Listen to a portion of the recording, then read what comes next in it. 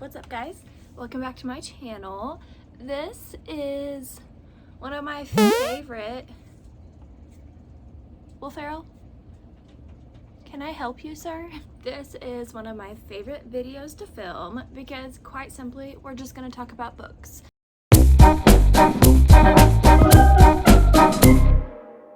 So in this video, we are going to talk about the books that I read. Sorry, like there's a minor glitch because I'm like, what month are we talking about?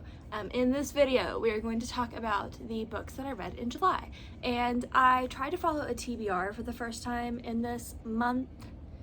I don't know why I said it like that and had to make it weird, but I tried to follow a TBR in July, and I honestly think it kind of put me into a little bit of a reading slump.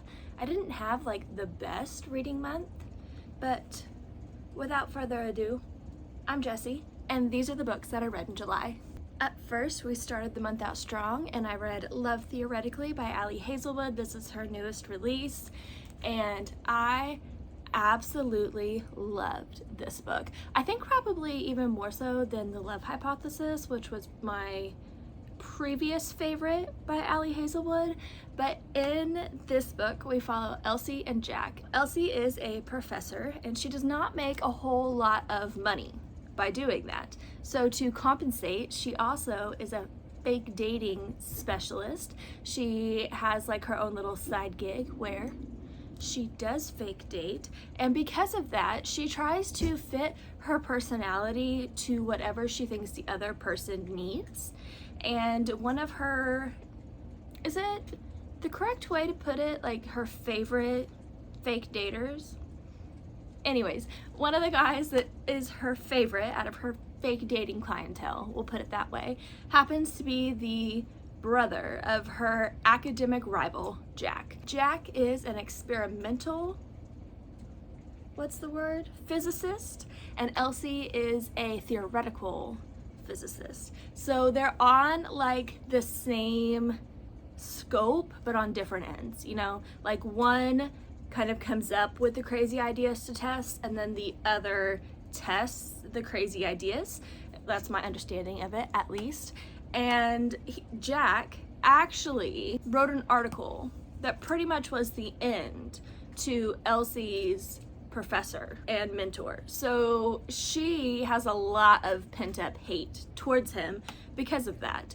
But whenever she runs into him, when she is with I can't remember the guy's name who she's fake dating with. That would probably be important to know. But when she is on one of these fake dates, she runs into Jack. But it doesn't stop there, because Jack is actually on the hiring committee for the job that Elsie is applying for, because teaching is not what she wants to do. She wants to be in the lab. And this was just so cute. I kind of touched on it already. Elsie's personality is just what really did it for me in this book. I love the way Ali Hazelwood wrote her. She's a people pleaser, and she wants to put forth the side of her that she thinks you're going to be the most attracted to.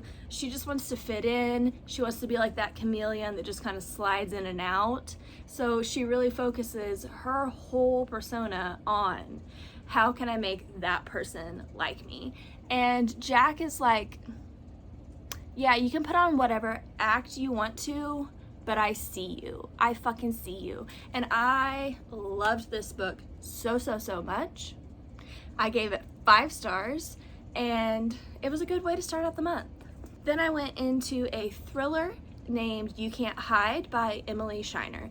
And I liked the beginning of this way more than the end. The end super fizzled for me. But in this book, you follow Beth and Ian, who are ready to start the next chapter of their lives. They really want to have a child, but they cannot have one on their own, so they are going to have to invest in this for IVF, correct?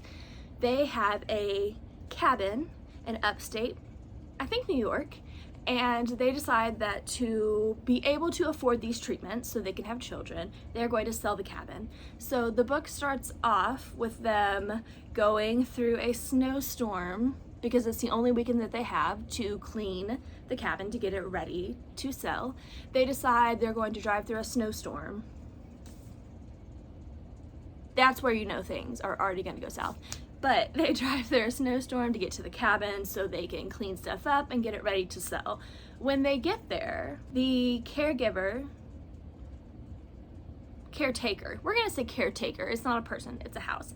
The caretaker of the cabin is very obviously been there recently when he wasn't supposed to be, and things just start getting weird from there as you find out like how Ryan connects to our main characters. I did really like that it was a secluded location, like they were trapped there, like all the spooky vibes. I was really into this in the beginning, but then it got to the plot twist and I was like, oh,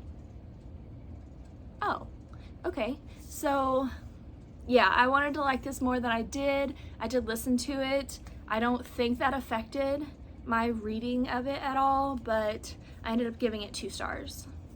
Then I read Saint by Sierra Simone, and I actually featured this in my 24-hour, which was not really 24-hour, reading vlog, which is up on my channel. And in this book, we follow Aiden, who is the youngest Bell brother, and he is a monk.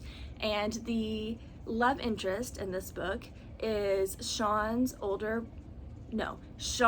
friend. So it's Aiden's older brother's friend.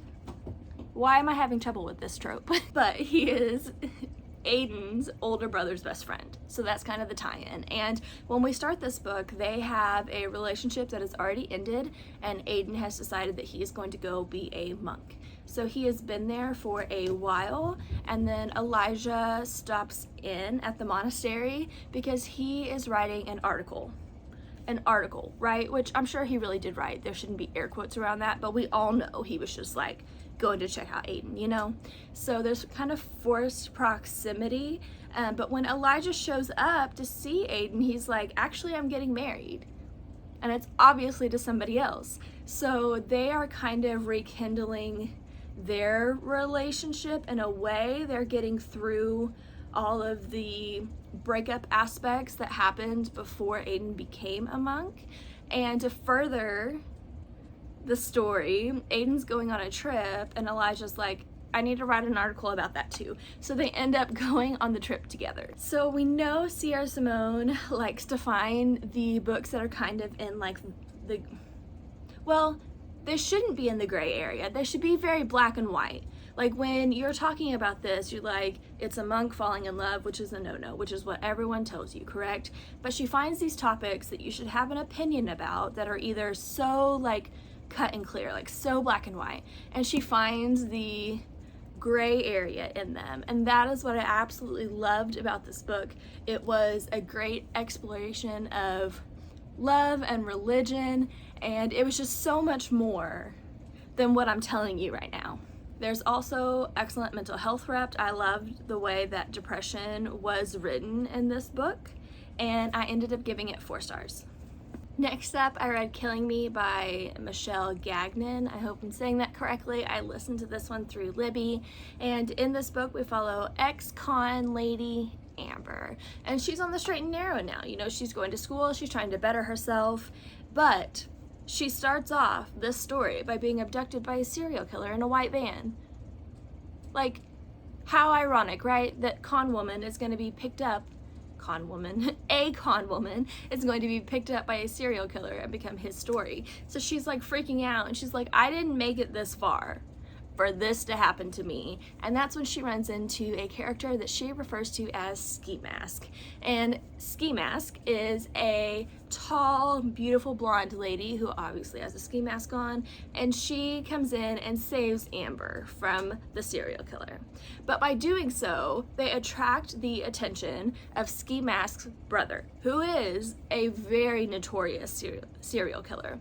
So they kind of have to work together to find Ski Mask's brother to try and prevent him from killing Amber.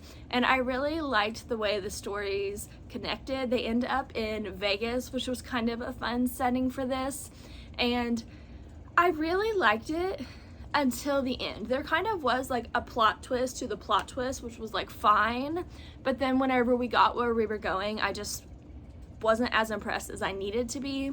When I was listening to this, I really thought I was going to give this 5 stars, but I did settle on 4. Then I picked up Done and Dusted by Lila Sage, and in this one we follow Clementine Ryder, or Emmy as she is referred to through most of the book. And she starts her story off by leaving Denver to go back to her hometown in Wyoming. Her family owns a very big ranch, think like Yellowstone-esque. And she ends up going back home because she's broken up with her boyfriend after having an accident barrel riding. That is what she does as a profession. So she goes back to the ranch where she runs into her brother's best friend. I love a brother's best friend moment. I don't have a brother, but I love a brother's best friend moment. She goes back to the ranch where she runs into her brother's best friend, Luke Brooks. And Luke has spent the last couple years getting his life right. He owns the local bar, and he ends up giving Emmy riding lessons to help her through the trauma of her accident. So I did like it. It was like all the small town vibes. There was like a little more spice than I thought there was gonna be, but the story just like didn't progress enough for me. It was kind of like they hated each other, and then all of a sudden it was like insta-lovey. So yeah, I enjoyed the series. No, I enjoyed this book. I will continue the series, but I gave it 3 stars. Then I picked up The Very Secret Society of Irregular Witches. That's a very hard name for me. I picked this one up, and we follow Mika, our main character, and she is a witch in London. And all we really know is that witches are not supposed to get together, they're not supposed to show their magic, they're supposed to hide it, and they're not supposed to hang out in pairs, because whenever they hang out in pairs or groups, magic tends to get weird. So Mika is very, very isolated. She ends up getting a job offer to travel to a spooky dooky house called Nowhere House and teach 3 younger witches how to use their magic safely, because they are like sisters and they're together, and the people that are watching them don't want them to be separated. And Mika's like, you know, that's the main problem. Like, we're all grouped together here and the magic is getting a little weird. So Mika teaches them how to control their magic, and I really liked that portion of the book. The portion that I did not like is, oddly enough, whenever the love interest was introduced, I felt like there was so much of the book where there wasn't a love interest vibe at all, and then it was kind of just thrown in at the end. And I either wish we could have just focused on Mika teaching the young witches as it started in the beginning, or we could have like incorporated the romance a little bit more. Like, I either wanted it to be left out or I needed more. I ended up giving this 3 stars. Then I read Instructions for Dancing by Nicola Yoon, and in this one, our main character has the ability to see how someone's relationship is going to end. If she sees them kiss, she sees the beginning of their relationship, and then she sees how it ends. And she used to love romance books until her father and her mother separated, and her father's getting remarried. So she is donating all of her books because she's like, I don't need this anymore. I don't believe in love. And while she is donating her books, she finds the Instruction for Dancing book. Honestly, guys, it's been so long since I've read this book. I hope that's still the premise of it, but that's what I remember. She finds the Instruction for Dancing book, and then she goes to the dance studio, and she meets her future love interest. So she is kind of navigating her parents' divorce and her father being remarried while she kind of has this little love interest of her own. I feel like my problems with this book aren't super fair because I don't read YA quite as much anymore. I did really, really like this book. It's just out of my range of what I'm comfortable with now, so I ended up giving it 3 stars. Then I listened to American King by Sierra Simone, and this is the 3rd book in this series, so I don't want to get into the plot too much. I thought I was going to enjoy like the president vibe a little bit more, but then I was like, I don't want to read about politics, you know? So I did like this book in the series. It's if you want to watch the president fall in love, and buying his vice president, this is the book for you. I thought it was more like spice heavy than anything. I don't really know like what I was missing in this book. I think it was maybe just not for me, which is okay, but I ended up giving it 3 stars. Then I read Liars and Liaisons by Salvar Miller, and in this one we follow Violet, who is Cal's stepsister, and she starts the story off by going to Grayson, our main guy's house, for one of these huge parties that he throws, because she actually used to date Grayson's brother, and they are separated, and she is trying to get back together with him. But when she shows up at the party, she sees this masked figure who is Grayson, but she's not 100% certain that it's Grayson. She's like, you know what, maybe it's his brother, the one I'm here looking for. Anyways, the way this story winds up, Violet is trying to get back together with Grayson's brother, and when Grayson offers her a job to come and live in his mansion, big old house, when he invites her to the house to be like a maid, if you will, even though she doesn't end up doing much work. That's besides the point. I loved like the forced proximity of them like being in the house together. And the reason why Grayson throws all these parties is because he is a music professor, and one of his previous students actually died, and he thinks that his parents, that's not the right term, his family is at fault. So he's throwing these parties to lure everybody in that he thinks played a part in his student being murdered, and he's gonna take care of him himself. I loved the corrupt family vibe of this. I loved the big house vibe of this. And I really liked seeing Grayson because he is Aiden James' uncle. And Aiden we see in Vipers and Virtuosos, which is book 2 of the series. And I just really liked this as a conclusion to this series, and I ended up giving it 4 stars. Then I read Not So Lucky by Trelina Pucci, and what happens in Vegas stays in Vegas. Our leading lady has a one-night stand with a professional football player, and they get married because what happens in Vegas stays in Vegas. Anyways, they end up getting married, and the next morning they're like, this isn't gonna work. So they tried to get the marriage annulled, except for the judge overseeing the case has a vendetta against our leading guy because of some football stuff. So anyways, they get their annulment declined, and he's like, you guys have to live here for 30 days. So then we watch them kind of navigate that.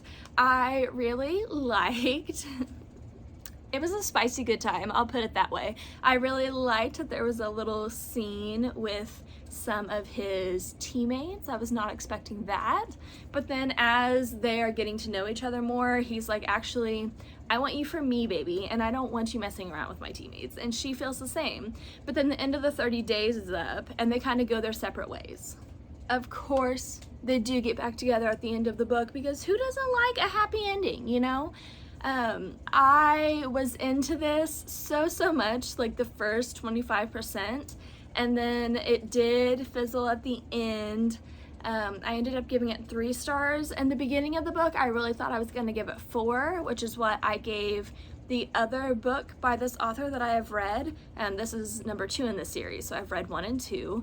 I really liked both, but it was just the ending that made me bump this down a little bit to a 3 star. Then I finally picked up The Final Gambit by Jennifer Lynn Barnes, and I'm not going to go into the plot too much because I don't want to spoil the series for anybody. This is book 3 in the series. I'm just going to tell you my main problem with it. There was a mystery we had to solve, but the stakes just did not seem as high as book 1 or book 2. Book 2 is actually my favorite of the series, and I wish I enjoyed this more than I did, but I don't know, it honestly disappointed me, and I gave it 2 stars. Then I read The Family Game, and in this we follow our leading lady, Harry, who is an author, and she is dating, she's either dating or married to, I can't remember, a guy from a very, very, very rich family who he's not in contact with anymore by his choice. And as the story goes, she ends up getting a tape from his dad explaining like a list of murders, and you're thinking that it is Edward's dad who's like doing all these things because he's the one reading the tape. But as she's reading the tape, she starts going to more family events and things get even more weird. And I just loved the like creepy aspect of the big rich house in this one, and I absolutely loved the scandalous rich family. The ending, once again, why is it always like this for me? The ending did fizzle. I ended up giving it 4 stars, but I enjoyed this so much. And I finished up the month by reading Minks by Sophie Lark. I liked the beginning of this quite a lot. Our leading lady is an escort, and our leading guy ends up getting in her roster of 3 people that she maintains, and he ends up falling for her really hard, and he is eventually like, actually no, you're not gonna see anybody else. I'm gonna be your only client.